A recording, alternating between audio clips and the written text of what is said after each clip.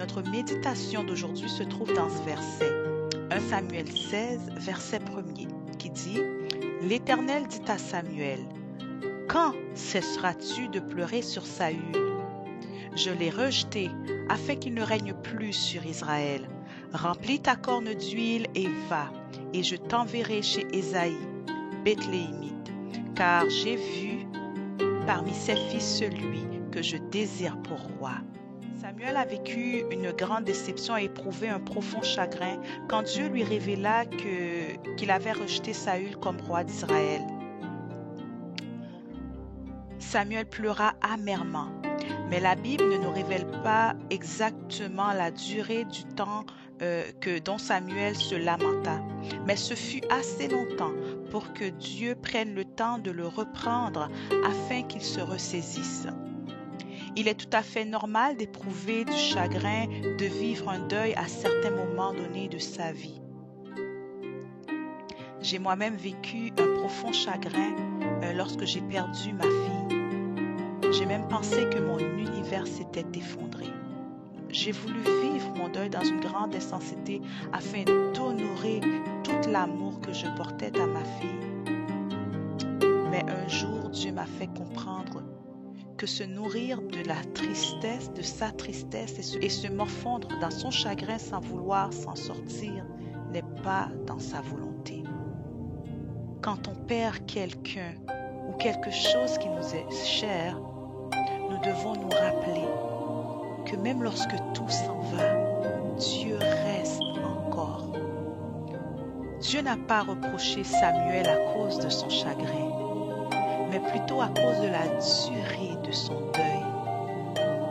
Dieu n'est pas insensible à nos sentiments.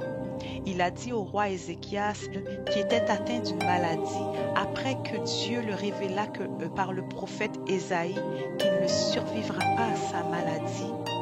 Dans 2 Rois 20, versets 1er à 6, « J'ai entendu ta prière et j'ai vu tes larmes. Eh bien, je vais te guérir. » Vous savez, peu importe ce que vous avez perdu dans la vie, sachez que votre espoir ne doit pas dépendre des choses que vous avez, mais plutôt du Dieu que vous servez. Si Dieu a rejeté Saül comme roi, il n'avait pas rejeté Samuel comme prophète, et encore moins Israël comme peuple. S'il a appelé à lui un de vos êtres chers, mais vous êtes encore sur terre. Si ton projet n'est pas arrivé à des résultats que tu espérais, mais sache que Dieu, lui, n'a pas fini d'accomplir ses projets dans ta vie. Ce que tu as perdu aujourd'hui fait partie d'un chapitre de ta vie, mais n'est pas la fin du livre. Dans la Bible, l'histoire de Job est un magnifique récit racontant les étapes et les différentes émotions, sentiments que peut vivre quelqu'un face à un deuil.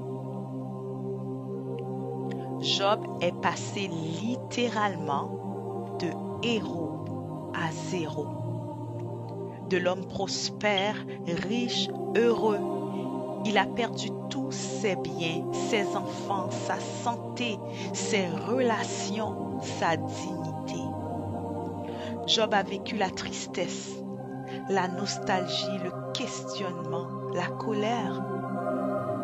Mais l'une des affirmations qui marque ce récit est celle qu'il prononce avec une grande résilience exemplaire. Il dira « Je suis sorti nu du sein de ma mère, et nu je retournerai dans le sein de la terre. L'Éternel a donné, l'Éternel a ôté, que son nom soit béni. » En d'autres mots, peu importe les circonstances de ma vie, peu importe que je sois dans l'abondance ou dans la disette, Dieu sera toujours l'objet de mes louanges. Il sera toujours celui qui règne sur le trône de mon cœur. Après les grandes épreuves de Job, Dieu lui redonna 7 fils et 3 filles, et il doubla troubla ses biens. Après la mort de Saül, Dieu accorda à Israël un bon roi, un homme selon son cœur, David. Ne te morfonds pas dans le chagrin de ton deuil, mais reconnaissons, à la manière de Job, que tout est possible à Dieu, car aucun projet ne peut l'embarrasser. Le soir arrivent les pleurs et le matin l'allégresse. Sèche tes larmes et avance vers ton matin